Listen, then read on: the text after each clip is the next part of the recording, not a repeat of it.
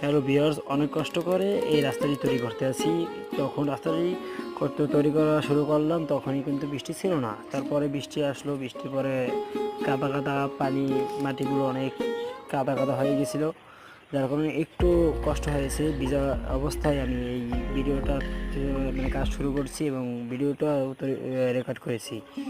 যাই হোক, আমি এই ইউটিউব চ্যানেলটিকে রান করেছি, আর আশা করি আপনাদের অনেক ভালোবাসা পাবো এবং সামনের দিকে এগিয়ে যাবো। এই রাস্তাটি তৈরি করার উদ্দেশ্য হলো আমার খামারে যাওয়ার জন্য। এই রাস্তাটা একমাত্র একটি রাস্তা, এই রাস্তা ছাড়া উপায় নেই। ঘর থেকে বের হয়ে সরাসরি খামারে যাওয়ার রাস্তা।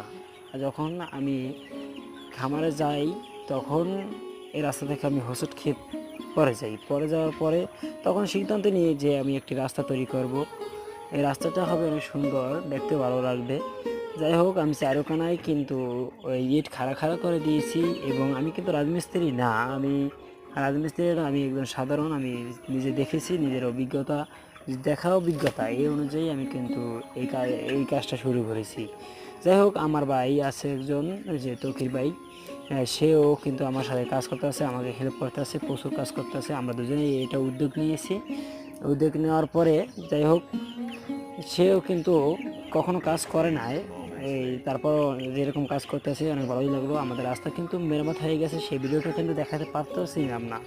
যাই হোক, দেখাতে পারি না, এই জন্য আন্তরিকভাবে দুঃখিত। কিন্তু রাস্তা কমপ্লিট হয়েছে সেটা আপনাদেরকে আমি দেখাতে পেরেছি, কারণ তখন তো বৃষ্টি ছিল, তার কারণে রেকর্ড করতে পারিনি। এখন আমি এর উপরে চুন দিয়ে দেবো, চুন দিলে এর একটা কালার আসবে, সুন্দর সাদা আসে, ভালোই লাগবে দেখতে।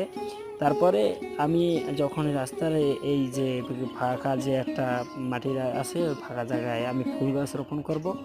আর টপের ফুল অথবা ওই নাটের ফুল আছে সেটা বলে, ওইগুলো আমরা রোপণ করব, যাতে এখানে একটা সুন্দর একটা দৃশ্য আসবে, যেটা দেখার মতো। আমি যেখানে থাকবো সৌন্দর্য জিনিসটা করার, মানে সৌন্দর্য জিনিস করার কিন্তু মানুষ আলাদাই এক ধরনের থাকে, তারা সৌন্দর্য জিনিসটাই পছন্দ করে। আবার এক ধরনের মানুষ আছে তারা আদা গাদা থাকতেই পছন্দ করে। যাই হোক, আমি সব জায়গায় চুনটা ফিরে করলাম এক থেকে চুন ছিটানোর কারণে আমার রোগ জীবাণুটাও দূর হবে এবং একটা সুন্দর একটা পরিবেশ তৈরি হবে। আর সব জায়গা দিতে আসি, জায়গায় আম গাছ আছে, আম গাছের গোড়ায় আমি স্প্রে করতে দিতে আসি, চুন দিতে আসি, এবং ওই একটা খুঁড়ি আছে ওখানেও দিতে আসি চুন।